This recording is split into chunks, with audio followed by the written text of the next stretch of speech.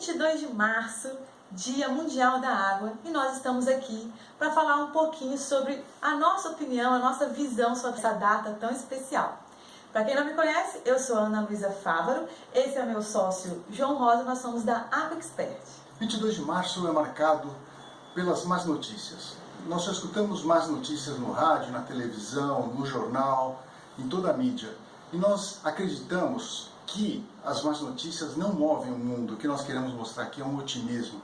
É apresentar dados que mostram que nos últimos 20 anos nós tivemos grandes progressos na área de saneamento. Para ilustrar isso, vamos apresentar dados do estado de São Paulo, onde 100% da população é atendida por água.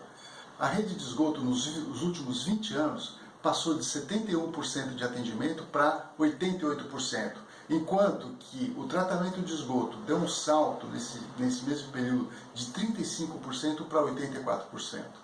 Outro dado que a gente quer destacar aqui, do site da ONU Brasil, onde mostra os dados de coleta de esgoto. Olha, 61% de todo o esgoto hoje no Brasil é coletado, 42% é coletado e tratado, 18% é coletado e não tratado e 38% ainda não é coletado e não é tratado. Claro que esse não são números ideais, estão muito aquém da qualidade de tratamento que a população merece. Mas se a gente for observar nos últimos anos, é sim uma evolução. Olha, eu sou de Santos, nós somos de Santos. Eu lembro que quando eu era criança, nós tínhamos corriqueiramente doenças de via hídrica.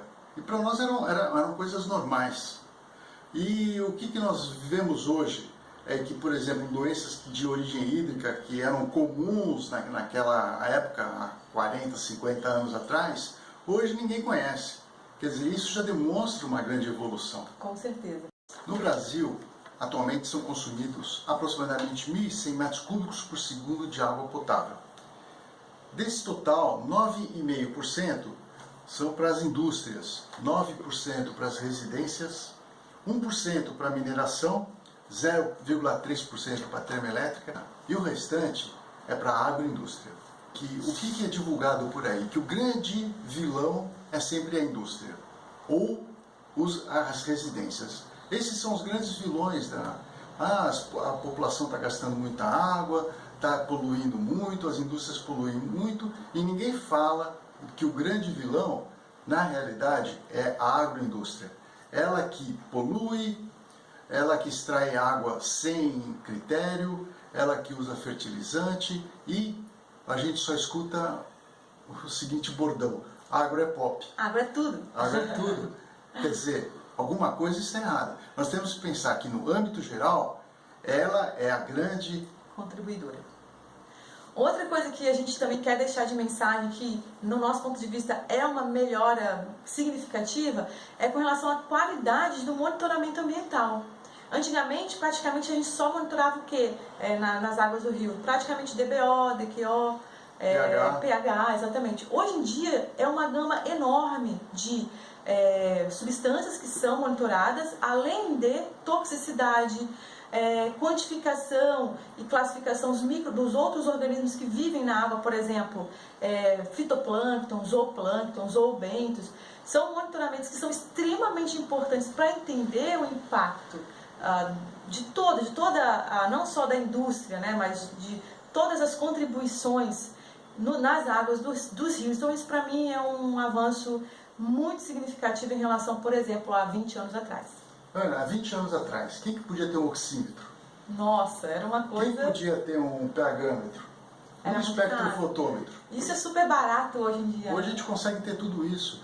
Quer dizer, o monitoramento, como a Ana está comentando, ele ficou muito mais acessível também. Ficou. Então, em síntese, a gente percebe, apesar da indústria ser sempre muito questionada e vista como vilã da história, a gente percebe que ao longo dos anos esse monitoramento e também a fiscalização aumentou muito e com isso fez com que a indústria, eu acho que saísse dessa condição de vilã da história e traz para a gente uma outra reflexão, né? A questão de nós mesmos como população e qual se a gente tem mesmo mesmo que colocar a culpa toda no governo, nas prefeituras, nas concessionárias. Qual a sua opinião, João, em relação a isso? O que a gente... Eu que já operei grandes sistemas de tratamento de esgoto, o que eu visualizava, que eu ficava indignado quando eu comecei a trabalhar lá?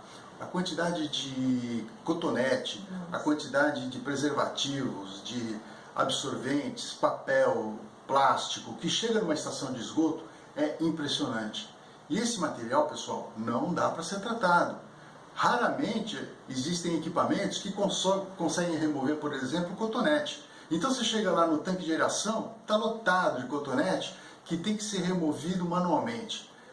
Isso quando ele não ficou retido em algum equipamento antes e estragando o equipamento. Quer dizer, isso são coisas simples que todos nós podemos fazer e que não precisamos jogar exclusivamente do governo as responsabilidades.